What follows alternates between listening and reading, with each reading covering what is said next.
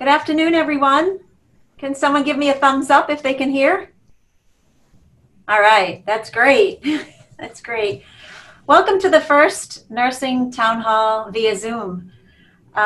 We appreciate your time gathering today, and I know there's several units that are meeting as a community out there.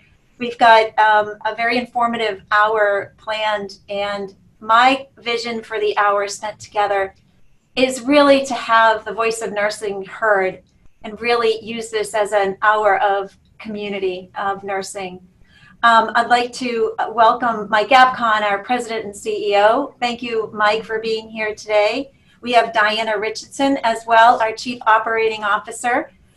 All of you should know that it's just been a pleasure working with such amazing, dedicated leaders who care so much about the patients we all serve collectively. I feel as a nurse leader tremendously supported by the both of them, and we work tirelessly together to support you, which we feel is our collective role. I'd love to start first with Mike just saying a few words. Sure, thanks, Terry, and thanks for inviting me to be part of this. This is definitely unusual times on so many levels, and I just want to start with my thank you and deep appreciation for everything that people are doing. This is very much unprecedented times.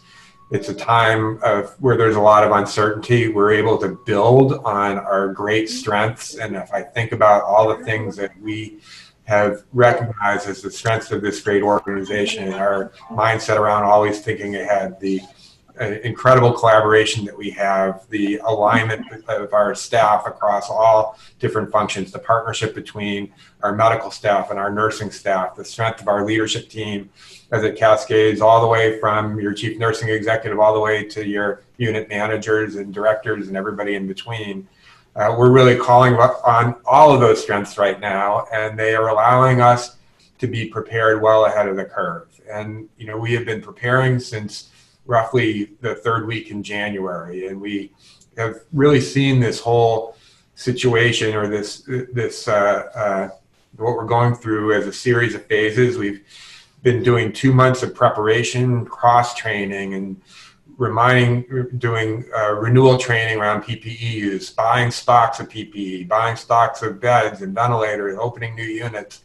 It's required an incredible amount of industriousness and creativity and flexibility. That first phase has really transitioned to a phase where we're beginning to test out all the things that we put in place, all the procedures, the ability, the insight into how to take care of patients with COVID-19. And we really are starting to see the impact of the pandemic in both our workforce and our patients. And I know that we also are really seeing the impact across our families as well, as they worry about us, you, each other, and other people at home that are all facing these uncertain and unsettling times.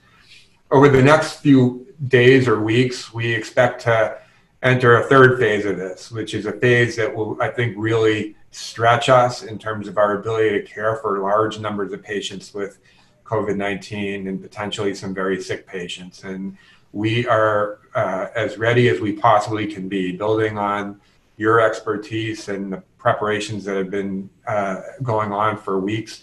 But we know it's going to be a challenging time and that there's a lot being asked of you and all of your colleagues. At the same time, we're already really thinking about the light at the end of the tunnel and what it's going to be like to kind of rebuild our normal operations. We're not going to be waiting until we've cared for the last patient with COVID to get back to normal. We're already starting to think about what that looks like and to take steps so that we can try to get back to normal and have an impact across the broad population that needs our services as quickly as possible. So I'll just close by thanking you for your creativity, your flexibility, your deep expertise. You're always thinking ahead and helping us see what's coming. And I would just want to acknowledge the incredible strength of the nursing leadership group, and starting with Terry, right on through the directors and managers, charge nurses, everybody that has really tried to do an incredibly heavy lift in a short period of time and be prepared no matter what faces us. And I just want to say thank you. Thank you, Mike. Diana, welcome.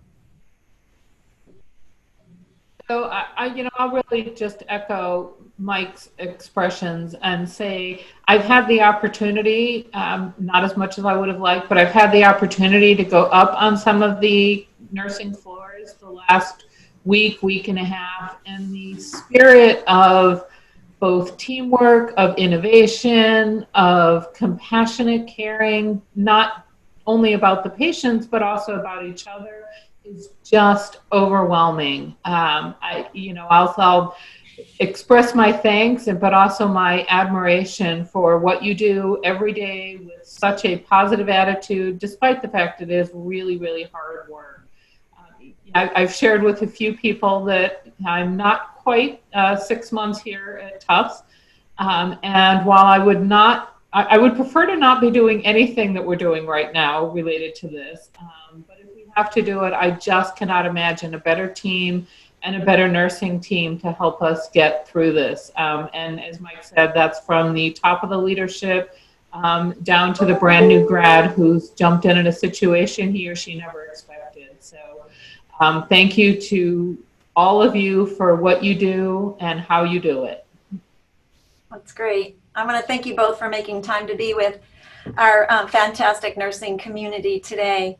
Many nurses, when I walked around today, Mike said they participated and they watched the town hall from a couple of days ago and learned an awful lot of the details of the operations behind the scenes.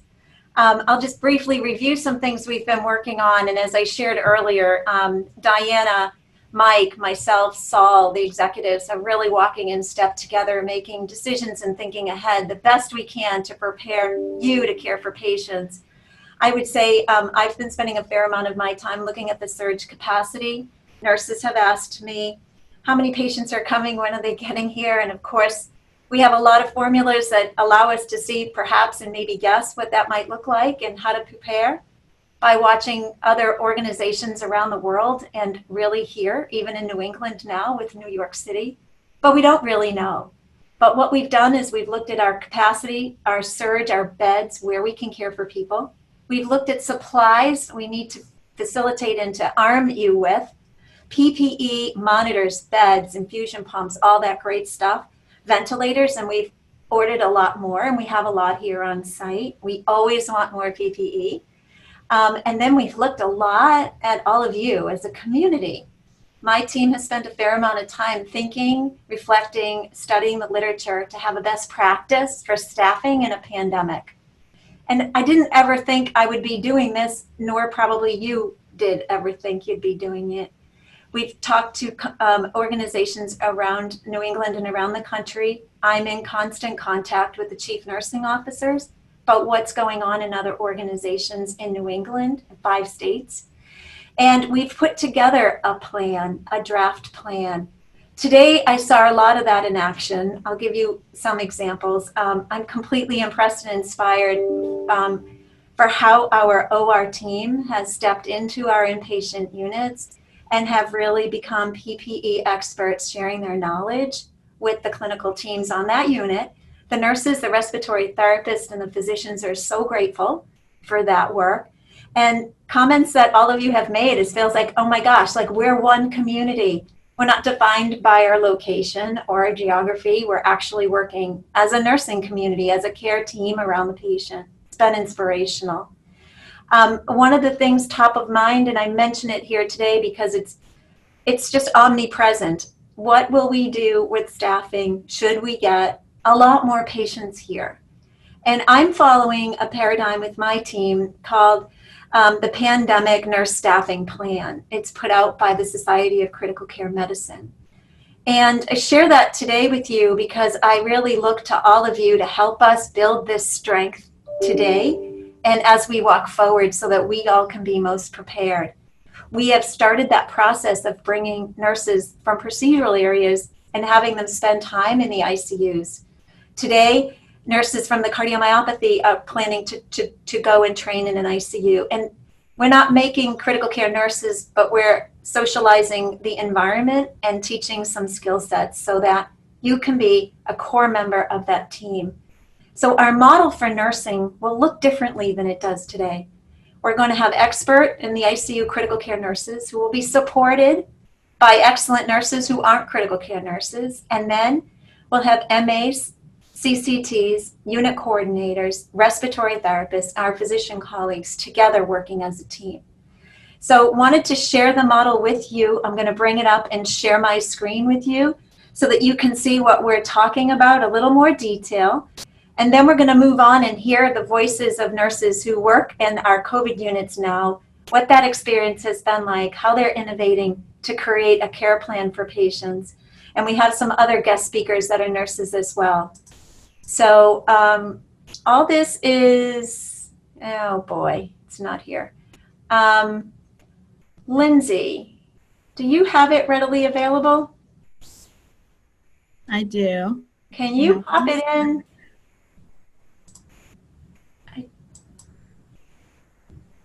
All right. Is this okay? Yes, thank you so much. If you could just center it a bit, that would be great. So we're all becoming more efficient at Zoom every single day, so you've got to bear with us a little bit. Is this okay?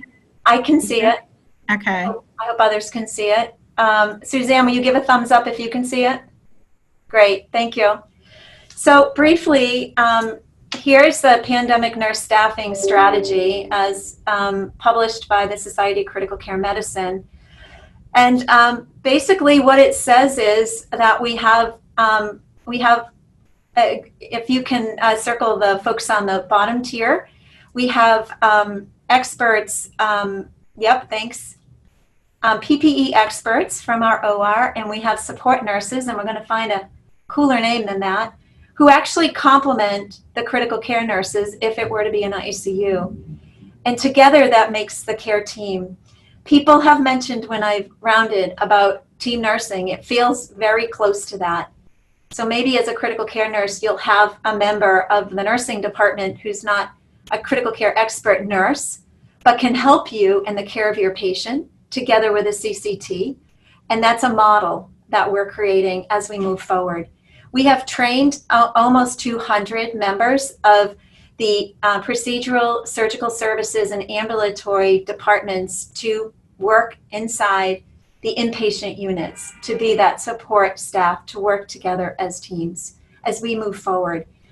It is my hope we never need to actually implement this, but honestly, it feels like we may, and it feels like the appropriate, responsible thing to do is to prepare. It's to take advantage of every minute of every single day to cross-train, cross-competency these nurses. And it would be through a team approach that we provide excellent care at the bedside and really bring every expertise we all have as nurses, but really in a new and different way than we've ever imagined before. So with that, we can switch off of that, Lindsay. Like Mike and Diana said, we are extremely proud of our nursing community. The amount of nurses who have willingly raised their hands and said, I can learn to work somewhere else. Where do you need me? I want to be a part of that team. See them in the practice environment they're not usually working in, and then have them say, like, I'm glad that I can help this team, has been so inspiring for me, because this has been a challenging time for all of us. When I go home, I tell my family, like, we have the best nurses in the world. They are doing amazing things. They are getting out of their comfort zone, and they are innovating at the bedside, and they're finding the strength and the courage to do that in a very scary time. So with that, thought it would be really great and most appropriate to really hand the baton off to nurses who are front and center in the COVID units. I think what probably makes most sense is, Sam, to go to your team in the COVID ICU, and then we'll go over to Blaze, who's with a team on North 7. Great. So welcome, Sam and team. Who's with you today? Hi, so I have Bianca here. She's a nurse from the NICU. Hi. And then I have Anne Marie. She's actually one of the OR nurses who's been stationed with us all week, helping us out with our PPE donning and doffing. So I was hoping to get a few more, but we're it's a busy time right now, but maybe they'll be coming in and out. But That's great. Can we ask you to share a little bit about what it's been like to care for patients, these specific patients with their needs, and also to be one of our first COVID units that we've stood up here at the medical center? Sure, it's definitely challenging trying to figure out how we can adapt our normal care with all of this new PPE that we have to wear and trying to cluster care to reduce the amount of exposure. It definitely has been a learning curve for everyone. Trying to just going from, well, luckily the MICU is very hands-on together. We act as a family on a daily basis. So I think to turn into the team nursing approach wasn't that awful for us. I think it was a fairly easy approach. It's just learning the different techniques, which was great when we had the OR nurses come in because they do this every day. That's what they do. And they have been so insightful on how to not contaminate ourselves, essentially. That's great. Keeping you safe. Yeah. And I think everyone is definitely looking out for each other's safety, coming up with new ideas, because sometimes you're in that room for hours on end. And if you're in there by yourself, you kind of feel lonely. And but we've come up with having baby monitors outside of the room and inside the room to communicate with each other. So then that way you're not banging on the doors and trying to get someone's attention or putting the call light on. It's a much easier way, and just communicating more with your team members, saying, oh, I'm going into this room. Can you just hang around in case I need anything? And being able to communicate exactly what you need is much better this way. Yep, that's great. That's great. Anne Marie, anything you want to add? Yeah, what I would say is being OR nurses coming into the unit and teaching proper technique, that all came pretty natural and was pretty easy. I mean, there was a little bit, we obviously had to learn about PAPRs, but that was all good, and we're honored to be in the unit and to be with the, I'm in awe of the staff. They do call themselves a family, but to see them in action and just sometimes I'm just standing back watching them, how they interact, how they really and truly care about each other, care about the patients. Just Bianca said, they don't even have to say it. They almost communicate by, oh, go ahead, I've got it, you go. It's, like I said, it's an honor to be around them and to witness it and to see how, in the beginning of the week, they were transitioning still from the MICU physical space to the NCCU physical space. Yeah. Adjustment in itself. But whether it's a nurse that's been here 30 plus years or a nurse who's been here 1.5 years, they help each other, they care about each other, and I'm in awe of them. I'm in awe of the whole team, physicians, nurses, respiratory, everybody is techs, amazing techs. So it's been a great experience. I didn't wish for this experience, but No. it's been a wonderful experience. Yeah, and I would just like to add, coming in here as, kind of their temporary nurse manager while they're relocated over here on Project 6 North, they have welcomed me. I knew some of them from when I floated, but they've really welcomed me. And I was amazed, when they first came over here, just making sure everything was as ready as could be, again, to keep each other safe, to keep the patients safe. They jumped right into wanting to do mock drills. So we practiced proning and codes. And they actually did prone their first patient today. And I didn't even know they were doing it. I walked onto the unit about 10 minutes later, and it took me another 10 minutes to even know that they did it. Because the anxiety level I would have thought would have been way up here. And they were like, oh, we just proned our first patient, and they were just calm and matter of fact, and they just did what they needed to do. So I've just been so impressed by everybody here. So. Yeah, Sam, to add on to that, I was in my room and, I didn't hear any commotion, and I think by the time I came out, I was like, oh, what's going on, everyone? They said, yeah, we just proned so-and-so. And I said, oh, I had no idea. So I think definitely it's, you know, this is a very stressful time and anxiety-provoking time, but I think the way that we support each other definitely helps. And, you know, having fresh faces and getting to know new people in the hospital is great. I think that it's great that we're welcoming more people into this, because they're also welcoming us. Can I Yeah, jump go in ahead. again? Go right ahead. The other thing that's so outstanding in this unit is the communication. There's nothing that doesn't get communicated. There's huddles for the littlest detail to the biggest detail, and it's a group huddle, and everybody's opinion is heard, and they work out a plan. You know, just thinking of the prone when you brought that up, the going prone, they had already done. I've been involved in so many mocks. It's been great.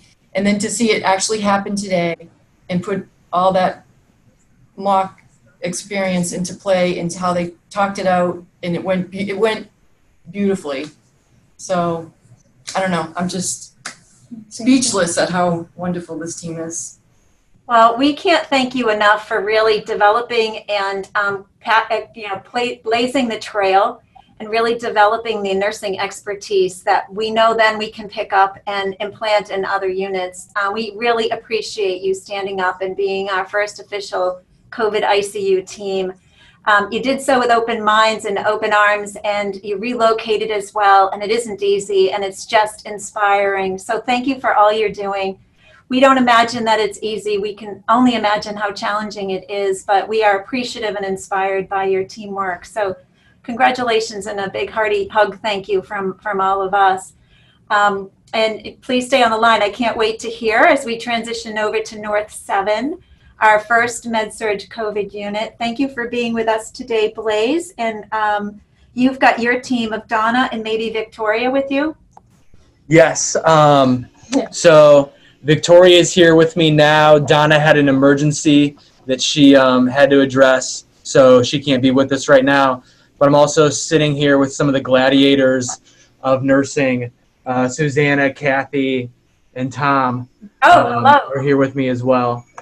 And so, yeah, we transitioned last Wednesday, and Victoria is our team charge today. She's one of the experienced, fantastic nurses on North 7. And she also is one of the nurses this past year that got the Reiki training. And so we're very blessed to have her on North 7. So I'm just going to have her take the show. Hi, everybody. Thank you for all taking the time to do this. I just want to start by saying that we feel incredibly supported up here on North 7. It was pretty scary getting the phone call that we were going to be the unit. And honestly, everybody has really come together to support us, and just not just the immediate North 7 staff, but the medical staff, HVAC, housekeeping, transport, just everybody. It trickles all the way down to the linens and the goggle replacement, and the OR nurses have been fantastic supporting us. I can't say enough how much we appreciate that support. We're just trying to maintain a level of really calm around here, and knowing that we do have the ability to take care of these patients. This isn't, the techniques and some of the things we're doing are new, but this is not new to us. This is who we are. This is what we do. Like I said, just trying to keep everybody calm and keeping yourself calm, and, remembering that in those moments that you're not feeling like you're calm, just stopping for a minute and taking a break for yourself, and maybe taking a breath or doing whatever you need to keep yourself grounded, so that everybody around you can sort of feed off of that. The fear that we all have is real, but we need to talk about it so that we can move through it and get the work done that needs to be done. Thank you to the NCCU for taking these patients briskly.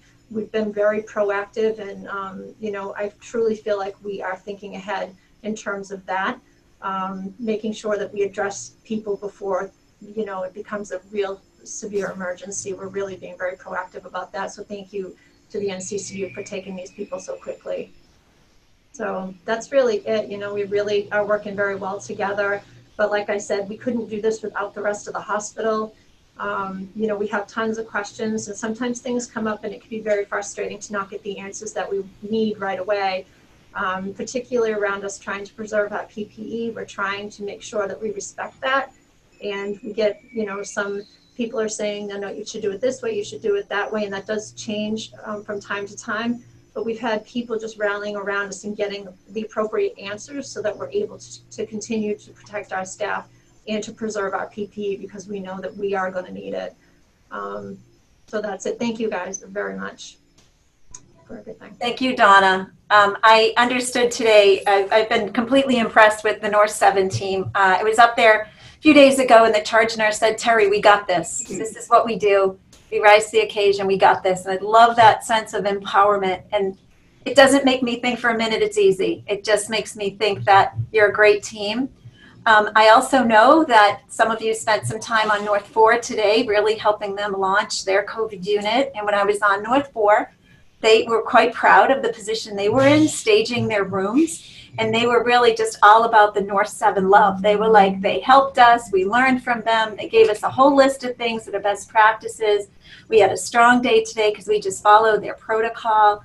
Love the sense of really folks working together as a community. So thank you for already sharing your best practices. It's helping to empower and inspire other nurses to really feel confident that they can cross the threshold of a COVID confirmed patient with confidence as well as compassion. So thank you. I would like to add that, you know, one of the things that we have done to sort of make these patients feel a little less isolated is going around, you know, replacing the doors with doors that have windows on them, you know, in the units. That is, you know, a nice thing to have. And you responded to that very, very quickly. And we appreciate that, because these patients really do feel very isolated. And even as a nurse being in there with a patient, you do feel sort of all by yourself, you know, on an island in there. And that window does sort of help make us feel a little less isolated. And again, you know, just to go back again about the support staff and the people on the other units that are absorbing our specialty patients, there is a lot of anxiety about taking on a peritoneal dialysis patient or a pulmonary hypertension patient. And we've been, you know, really supported in that area, particularly from North 8. But then there are other units that have had to take some of our peritoneal dialysis patients. And we've just had phone conversations. We've sort of calmed people down about, you know, what to expect, and just letting them know we do have somebody available to support them when they need help, when they have an unfamiliar patient. Thank you. You're really, you're so generous with your kind remarks to the whole entire team. And thank you. We know that great work always takes great teamwork. I would say about the doors and the scrub decision, Diana Richardson has been a tremendous partner. When I've gone to her and I've said, nurses really want this, she's like, if we can say yes, then we're going to say yes. So it's really a partnership down here on Project One with people really wanting to be here for you to support what you need. So I feel, again, supported by a great team here. So I thank Diana and the facility team. So how about now we go to Suzanne Menninger. Everyone knows Suzanne, our lead expert, infection preventionist who spent many, many years here at the Floating Hospital for Children. She is one of our go-to lead experts, all things infection control.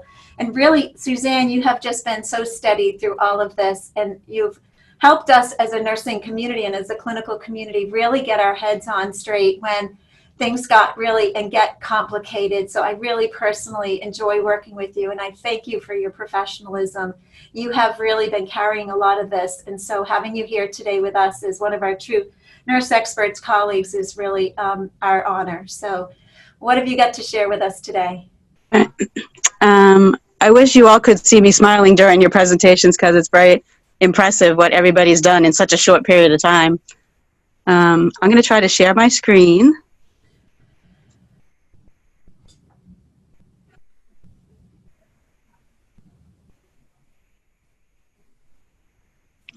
Can y'all see that? Yeah. You got the thumbs up. Okay. Yeah. So I thought it might help to give a brief overview of how the SARS-CoV-2 virus is transmitted and how that influences our infection prevention recommendations. So just to get us all on the same page, The virus is called the SARS-CoV-2 virus, and the disease is called COVID-19.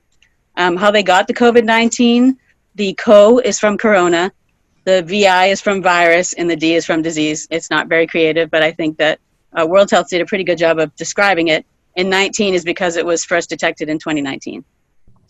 There are several coronaviruses, and you see 4 on our usual RVP panel, and those are the ones that just cause the common cold. There are 3 that have caused more severe disease, SARS, which is severe acute respiratory syndrome, MERS, which was Middle East respiratory syndrome, and now COVID-19. But every infection follows this chain of infection transmission that you can see on the screen, and I'm basically going to walk everybody through how coronavirus fits into this chain. At the top, you'll see that it starts with a pathogenic organism, and so in this case, it's this novel coronavirus. And even if you haven't seen this exact model before, these are all topics that will sound familiar to you. So the reservoir. So the first thing we have is we have this pathogenic organism, and it has a place where it lives. So in this case, we're going to talk about where it lives in the body. And with this particular organism, it's primarily the respiratory tract, and that's its preferred environment for replication and survival. The next part in the chain is the portal of exit. So since it's in your respiratory tract, it would come out in droplets when you cough, sneeze, have saliva.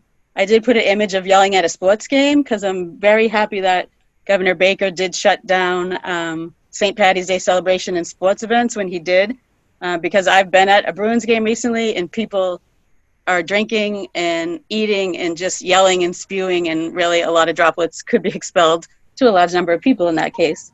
So it's important to have that social distancing at this time. Now, if you look below portal of exit, you see a white arrow. And these are particularly places where we try to break this chain, because if we can break this chain anywhere along, we won't have infection transmission. So at this point, what we usually say on the portal of exit is we're practicing source control. And these are the things you know as respiratory etiquette. These are the things you know that when you come to work and you're not feeling well and you have a cough, you would wear a mask. And then on a larger scale, things like canceling sporting events. Next is the mode of transmission. And this is basically the whole foundation of all our isolation signs. The contact, the airborne, the droplet, it's all based on the mode of transmission of the organism. So in this case, bacteria, viruses and bacteria are so small that we actually can't see them. So everybody knows that they're microorganisms. And then you have some that are even smaller than others. So in the viral world, you have things like TB, measles, chickenpox that are actually less than 5 microns in size. They're super small. And they actually stay suspended in the air, so we call them airborne. And those are the things you can actually breathe in. The coronaviruses are actually larger than that, and they basically can travel on droplets of body fluid and basically shoot out 3 to 6 feet from the source, and then they drop. So if you see the next white arrow, this is yet another opportunity to break the chain between the transmission mode and the portal of entry. And these are things you also know, like mask and eye protection, gloves, hand hygiene, avoid touching your eyes, nose, mouth during patient contact. These are the things that you know as a routine part of your care. Now, there is the potential for these larger viruses to sometimes act like the smaller ones when they have a portal of exit during a procedure that generates aerosols. So aerosols are particles that actually suspend in the air. They do have the potential to be inhaled or to come in contact with mucous membranes. But there's so many things that influence the ability for these organisms to aerolize, such as the size of the virus, the type of the procedure, the humidity, the temperature, the air exchanges in the room. There's a lot of variability. But to cover most of these scenarios, we've listed these aerosol generating procedures on our EVA site, and we do recommend that filtration masks, such as an N95 or a PAPR, be worn during these procedures with a COVID case or a suspect case. They should also be worn for 2 hours after. By this time, our air handling system should have definitely dispersed them. Most of them will be dispersed in about 70 minutes, but we're doing the 2-hour time just to be sure. The next step is the portal of entry. So a lot of times these are similar. The portal of exit is similar to the portal of entry. So in this case, the coronavirus would have to come in the eyes, nose, or mouth. or possibly be breathed in during an aerosol generating procedure. Just of one note, this is not a bloodborne pathogen, which is why CDC doesn't necessarily recommend the double gloving like you might see in the OR. Now the next part is a susceptible host. And when we talk about this in orientation, we say things like immunosuppressed people, people with chronic diseases. But in this case, this is a novel virus. So essentially, the thought is that nobody in the community has immunity to it. And that's why we're seeing such widespread transmission, because the world is seeing this for the first time. However, it probably has been circulating for weeks here now. So some of us actually may be developing immunity and have had mild symptoms and not even realize it. There should be an IgG or antibody test in the future that can provide evidence of immunity, so we'd actually know if we were, even if we never developed symptoms.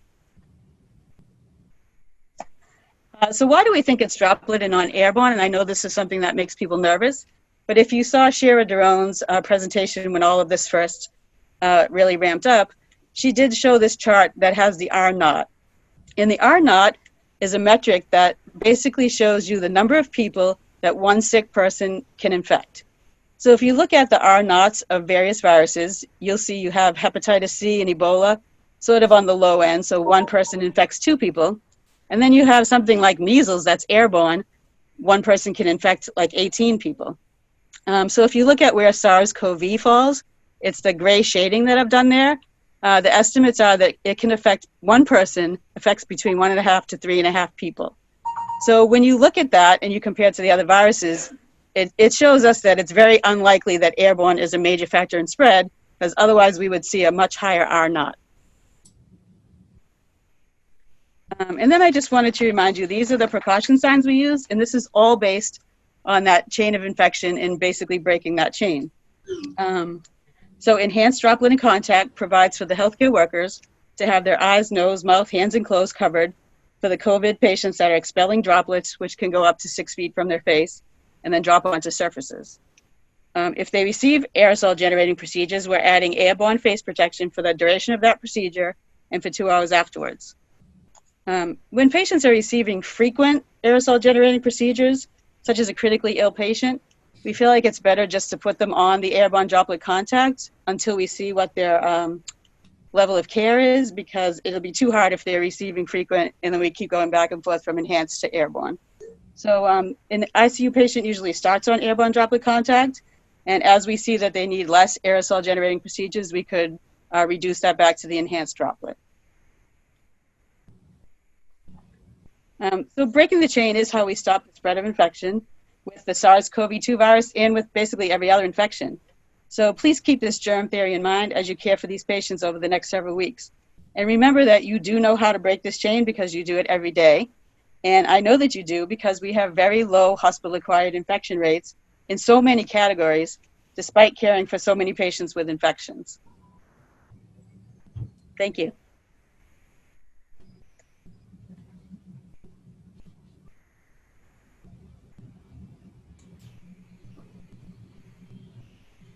That's great. Thank you, Suzanne. Very, very informative.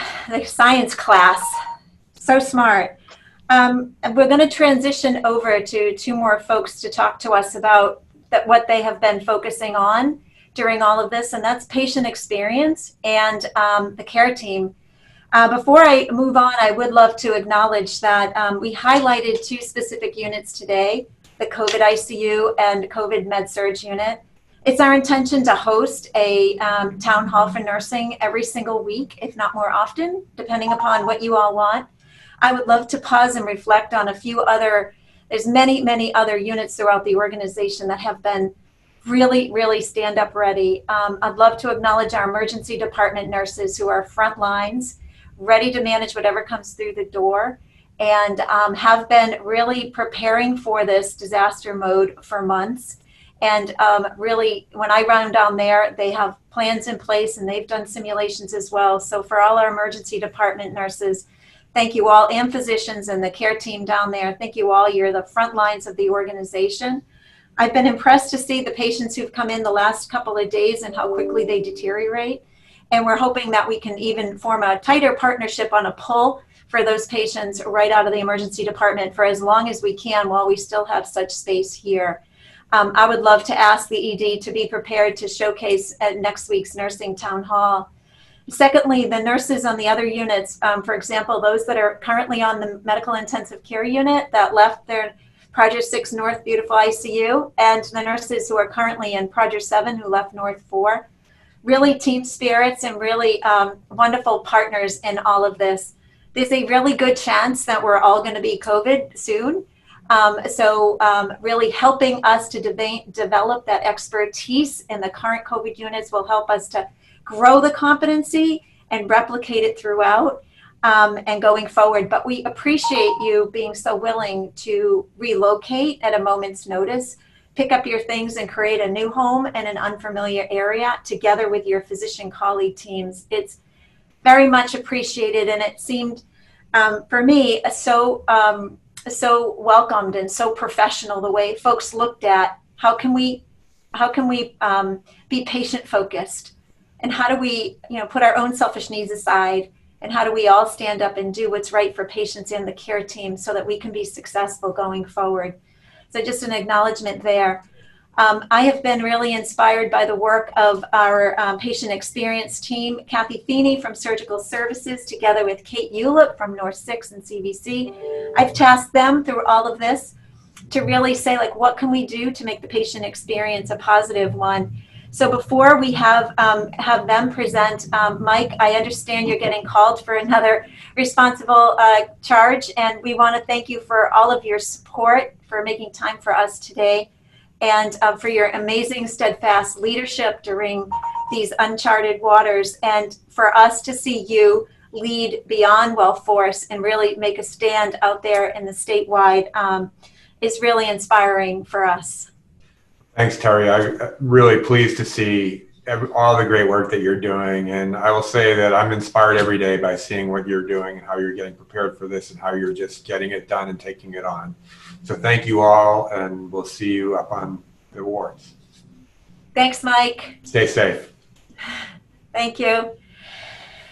Okay, Diane, are you able to hang here with us a little longer? I am. Thank you very much. Thank you very much. Okay, so Kate Ulip, there you are. Stand ready. Hello. Hi, Terry. I'm going to actually have Kathy start, and then I'll go second. Kathy, are you able to get on?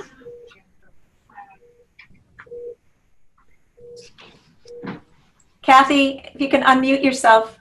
Hi, everybody. I'm Kathy McHugh. I'm here with Susanna DeMar and Tom Gunning, and we're representatives of the Care Card, which was developed by a multidisciplinary group throughout the hospital who said that they really wanted to help provide support and care to the staff here during this time. So I'm going to let Susanna DeMar talk a little bit about this. She is one of our newest staff members on Pratt 2, but she's not new to the hospital. She's been here as a member of North 7 for quite some time. Hi, my name is Susanna, and I just want to talk about the care cards, and just to say that we've been to several units so far, just going around with hot chocolate and cookies and trying to elicit some feelings from people about how they're doing and to support them. It's been a very positive experience, gives people a chance to sit down and take a break, have something to eat, and just talk about this new challenge that they're facing. We're also creating some respite areas on the COVID units so that people will always have a place where they can go.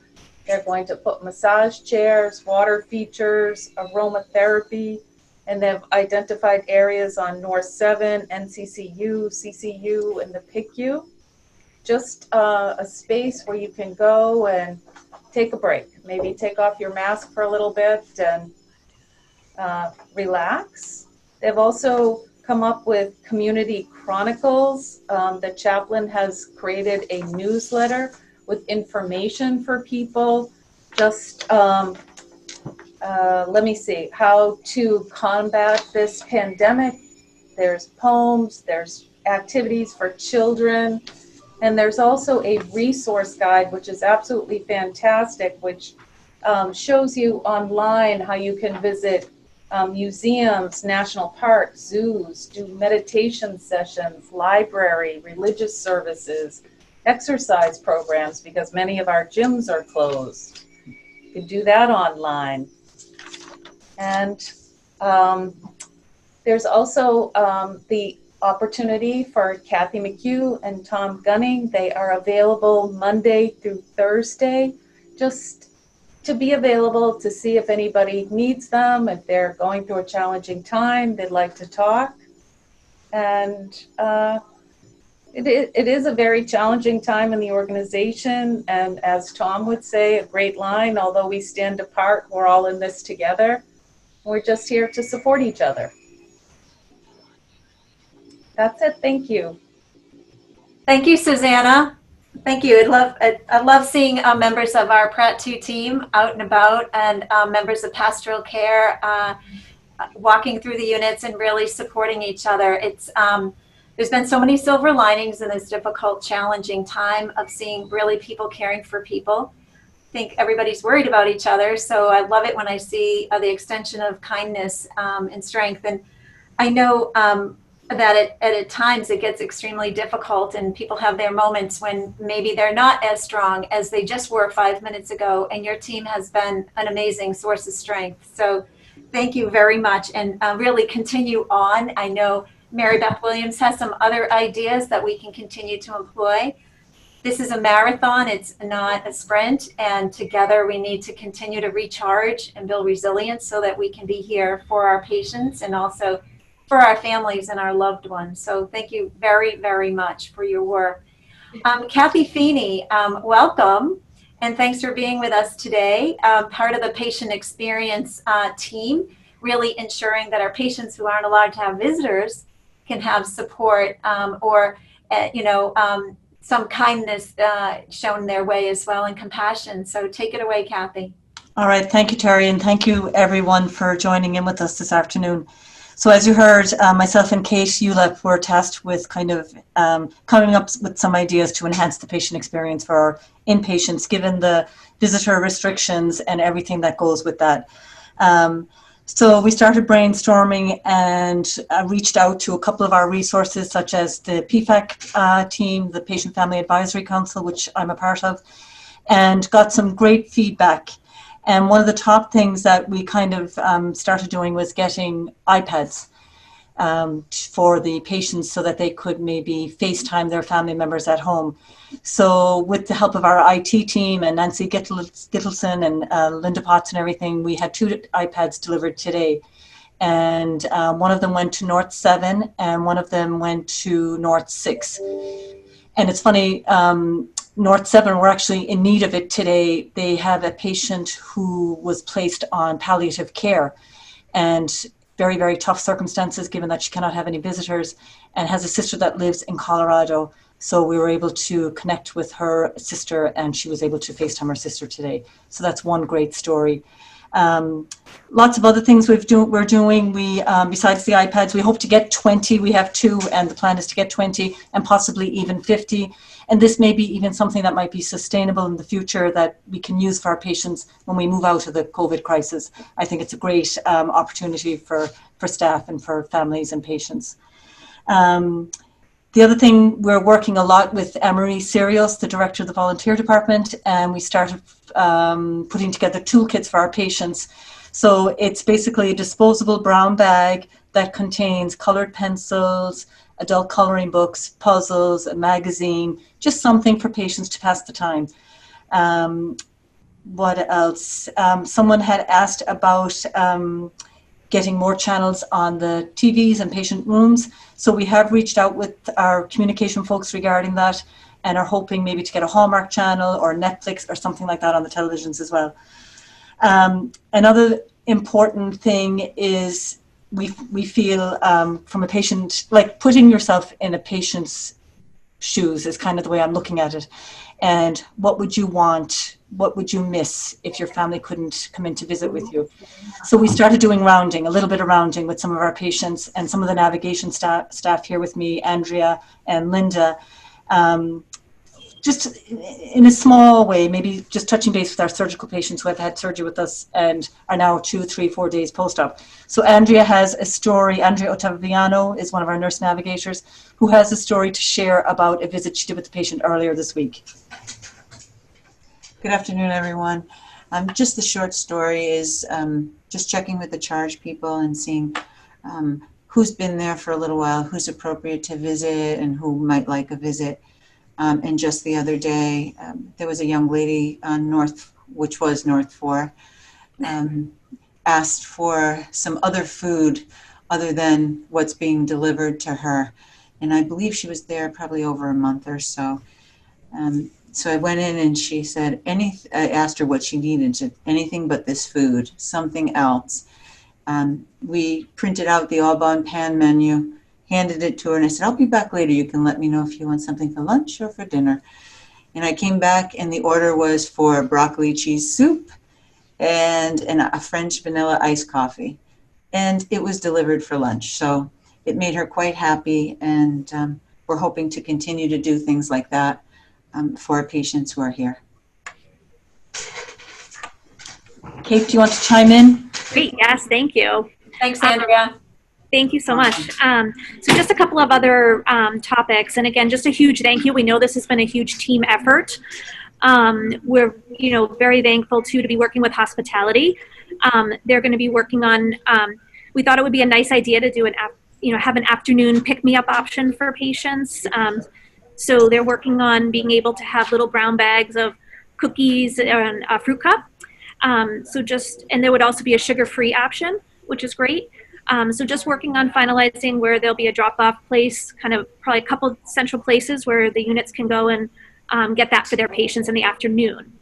Another huge thank you, one of the MIU nurses, Agnes Blake, makes these beautiful homemade cards, and they were distributed to all of the units so that if staff want to write an encouraging note and give it to patients, that's available as well. And just, a reminder too that there's so many support services that have been just doing wonderful things for patients and families, as they always do, but pastoral care, social services has been wonderful, interpreter services, patient relations, and the volunteer department. So just a huge thank you to all of our colleagues from these departments. They've been extremely supportive.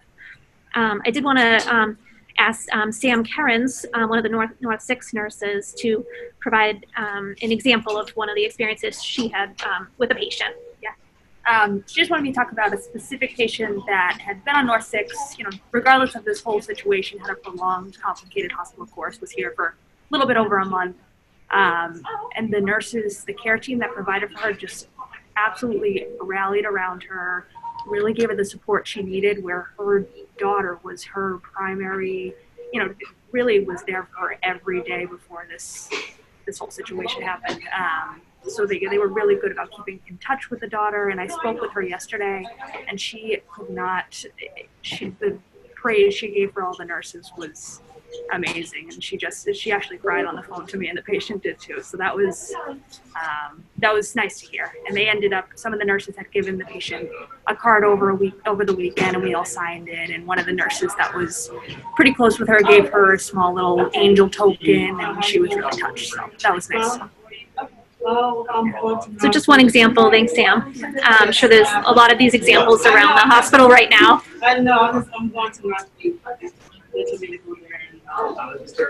So I think that's about it. If anybody has any, we're continuing to brainstorm ideas. So please, if anyone has any, we want to be as innovative as possible right now. So definitely no idea is too small. So please let Kathy and I know any further suggestions that you have. We'd love to hear them.